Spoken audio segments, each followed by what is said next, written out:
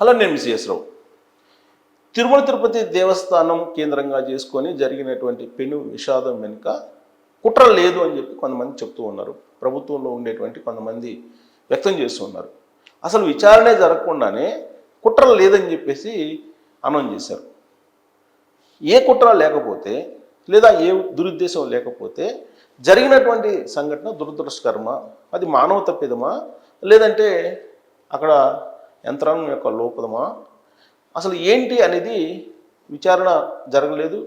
విచారణకు ఇంకా ఆదేశించలేదు. విచారణ నివేదిక రాలేదు. అది రాకముందే దీని వెనక కుట్ర లేదని చెప్పేసి ఒక ప్రభుత్వంలో ఉన్నటువంటి ఒక ప్రభుత్వం తరఫున ఉన్నటువంటి ఒక పెద్ద వ్యక్తం చేసినటువంటి అభిప్రాయం. పైగా ఇలాంటి సంఘటన నేను ముందే ఊహించాను అని చెప్పి ఆయన వ్యక్తం చేయడం అనేది ఇప్పుడు పెద్ద చర్చనీయాంశమైంది రాజకీయ వర్గాల్లో. అసలు కుట్ర లేదు అని చెప్పి చెప్పగలమా?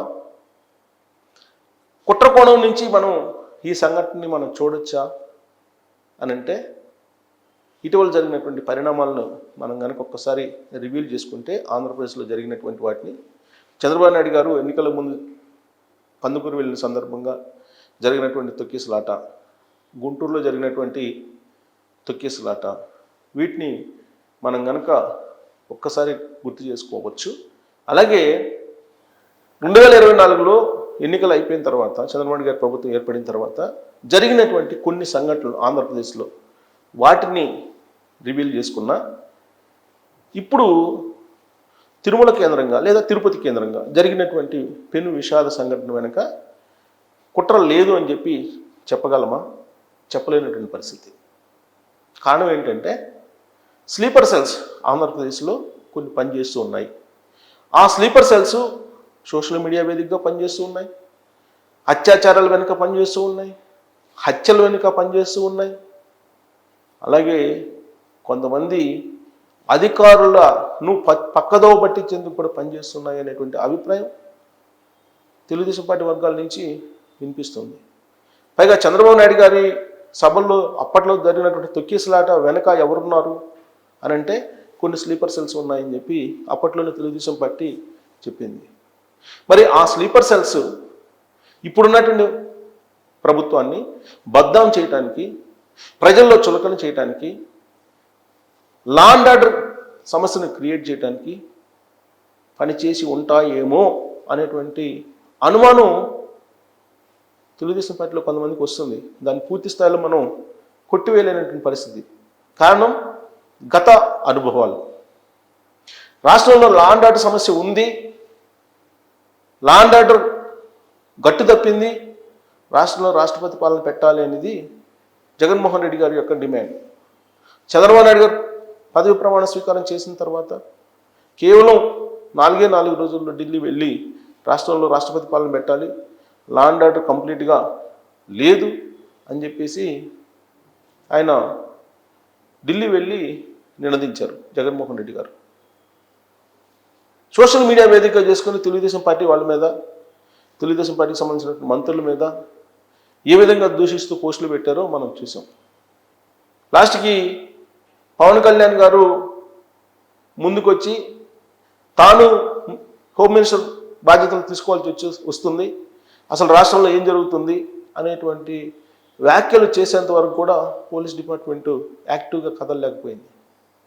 ఆ తర్వాత సోషల్ మీడియాలో ఉండేటువంటి కొంతమంది అసాంఘిక శక్తుల్ని పట్టుకున్న తర్వాత మొత్తం ఎంక్వైరీ చేస్తే పోలీసులే ఆశ్చర్యపోయేటువంటి పరిస్థితి. వాళ్ళు సోషల్ మీడియా వేదికగా చేసుకొని ఒక రకమైనటువంటి అసాంఘికమైనటువంటి ఆలోచనలు, అసాంఘికమైనటువంటి కార్యక్రమాలకి ప్రోత్సహిస్తూ పోస్టులు పెడుతున్నారు. ప్లస్ ఇప్పుడు ఉండేటువంటి ప్రభుత్వాన్ని బద్నాం చేస్తూ వాళ్ళు పోస్టులు పెడుతున్నటువంటి పరిస్థితి. అందుకే వర్రా రవీందర్ రెడ్డి కానీ, లేదా బోరుగడ్డ అనిల్ లాంటి వాళ్ళని కానీ, నందిగం సురేష్ లాంటి వాళ్ళని కానీ అరెస్ట్ చేసి జైల్లో పెట్టారు. మిగిలినటువంటి వాళ్ళని అదుపులోకి తీసుకుంటున్నారు ఇప్పుడే. ఇదంతా కక్ష సాధింపు చర్య అని చెప్పి జగన్మోహన్ రెడ్డి గారు అండ్ టీం చెప్తోంది. మరోవైపు సజ్జల రామకృష్ణారెడ్డి, ఆయన కుమారుడు భార్గవ్ రెడ్డి, లేళ్ల అప్పిరెడ్డి, పేర్ని నాని, వల్లభనేని వంశీ, చెవిరెడ్డి భాస్కర్ రెడ్డి, ధర్మారెడ్డి, వాసుదేవరెడ్డి, వెంకటరెడ్డి, వెంకట్రామరెడ్డి, ఇలా చెప్పుకుంటూ పోతే చాలా పేర్లు ఉన్నాయి. వీళ్ళందరూ వివిధ కేసుల్లో ఉన్నారు. ఆల్రెడీ చాలామంది ముందస్తు బెయిల్స్ తీసుకొచ్చుకున్నారు. అరెస్టు చేయకుండా కాపాడని చెప్పి కోర్టుకు వెళ్తే కోర్టు అభిమించి వాళ్ళని అరెస్ట్ చేయకుండా ఉండేలాగా ఆర్డర్స్ ఇచ్చింది.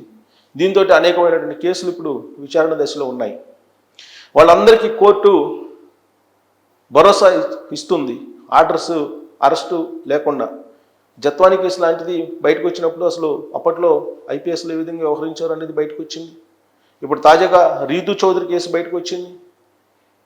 శ్రీకాంత్ చేమకుర్తి అనే అతను, రీతు చౌదరి ఇద్దరు కలిసి ఒక సబ్ రిజిస్ట్రార్ని భయపెట్టి బ్లాక్మెయిల్ చేసి ఈ విధంగా ఆయన చేత ఆస్తులు రాయించుకున్నారు బయటకు వస్తుంది. సో ఇలాంటి కొన్ని వ్యవహారాలు బయటకు వస్తున్నటువంటి క్రమంలో స్లీపర్ సెల్స్ 2019 నుంచి 2024 వరకు ఎదిగినటువంటివి చాలా ఉన్నాయి. వీటిలో ఏ స్లీపర్ సెల్లు ఇప్పుడు తిరుమల తిరుపతి దేవస్థానానికి సంబంధించినటువంటి తొక్కిసలాట వెనక ఉందో అనేటువంటి అనుమానం రేకెత్తుతుంది. దాన్ని పూర్తి స్థాయిలో మనం ఖండించలేనటువంటి సిచ్యువేషన్ గత అనుభవాల దృష్ట్యా. అందుకే చంద్రబాబు నాయుడు గారు ఈ సంఘటన జరిగిన వెంటనే దేవాదాయ శాఖ minister, senior politician Anam Ramanarayana రెడ్డిని, హోంశాఖ మంత్రి అనిత గారిని, రెవెన్యూ శాఖ మంత్రి అనగాని సత్యప్రసాద్, వీళ్ళందరినీ తిరుమల వెళ్ళమని చెప్పారు. అలాగే సీనియర్ ఐఏఎస్ అధికారులని తిరుపతి వెళ్ళి అక్కడ జరిగినటువంటి సంఘటన అంటే అక్కడ ఏదో జరిగి ఉండాలి అనేది.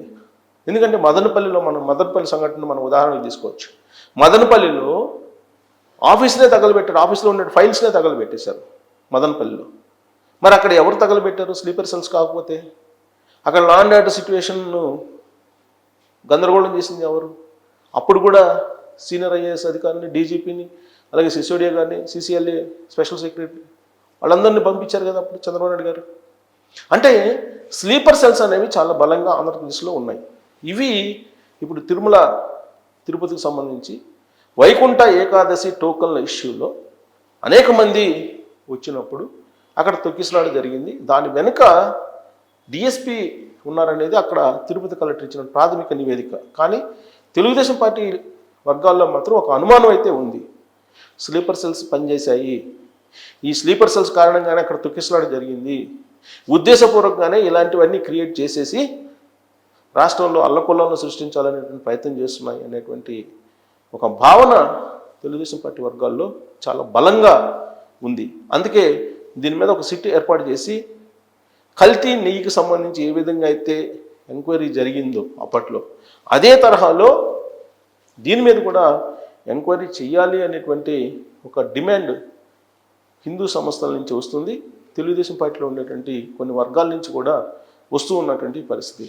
సో ఇలాంటి పరిస్థితి ఎందుకు ఏర్పడింది అసలు అని అంటే అనేక మంది తిరుమల తిరుపతి దేవస్థానం దర్శనం కోసం, వైకుంఠ దర్శనం కోసం వస్తుంటారు. కానీ అక్కడ ఉన్నటువంటి ధర్మకర్తలు మనం తీసుకున్న నిర్ణయం ఏంటంటే 10వ తారీఖు నుంచి మీకు 18వ తారీఖు వరకు బ్రేక్ దర్శనాలు తప్ప ఎవరికి వేరే దర్శనాలు ఏమీ ఉండవు.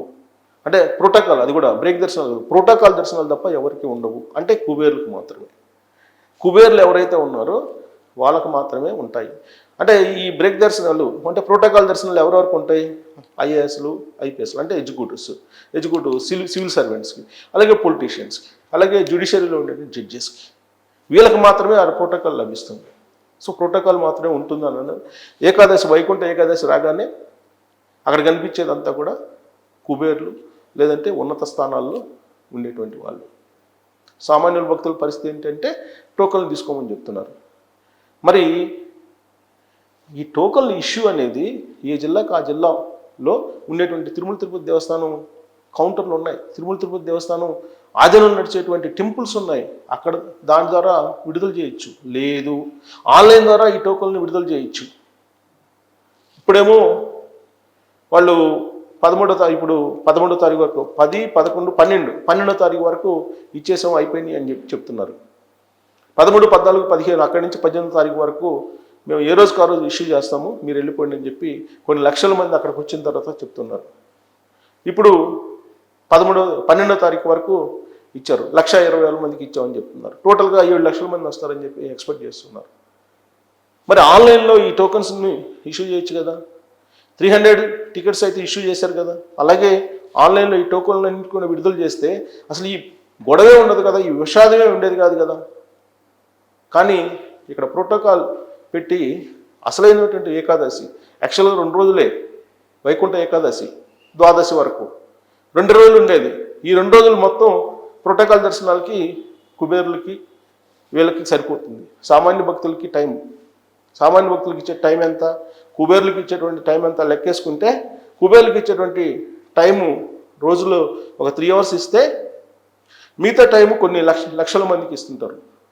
అంటే ఈ మనం షేర్ చేసుకుంటే కనుక వాళ్ళకి ఇచ్చే టైం ఎంత, వీళ్ళకి ఇచ్చేటువంటి టైం ఎంత, అక్కడ కుబేర్లు హాజరయ్యేటువంటి వాళ్ళు ఎంత, వాళ్ళకి కేటాయించే టైం ఎంత, ఇక్కడ హాజరయ్యేటువంటి సామాన్య భక్తుల సంఖ్య ఎంత, వాళ్ళకి ఇచ్చేటువంటి సమయం ఎంత అని లెక్కేసుకుంటే కుబేర్లకే అక్కడ స్థానం ఉంది అని చెప్పి విమర్శలు వస్తున్నటువంటి పరిస్థితి. సో ఇలాంటి పరిస్థితుల్లో రెక్టిఫై చేయాల్సిన చాలా ఉన్నాయి. బట్ స్లీపర్ సెల్స్ కూడా వెంటాడుతున్నటువంటి పరిస్థితుల్లో మరోసారి పునరావృతం కాకుండా, ఇలాంటివి కాకపోయినా ఇతరత్ర డిస్టర్బెన్సెస్ లేకుండా తిరుపతి దేవస్థానంలో ఉండాలంటే ఫస్ట్ స్లీపర్ సెల్స్ ఎక్కడ ఉన్నాయనేది ఐడెంటిఫై చేయాలనేది ఇప్పుడు తెలుగుదేశం పార్టీ వాళ్ళు అలాగే హైందవ సంస్థలు కొన్ని సూచిస్తున్నటువంటి పరిస్థితి. సో ఈ సంఘటన వెనుక స్లీపర్ సెల్స్ ఉన్నాయా లేవా అనే దాని మీద కామెంట్ రూపంలో మీ అభిప్రాయం తెలియజేయచ్చు. Thank you very much.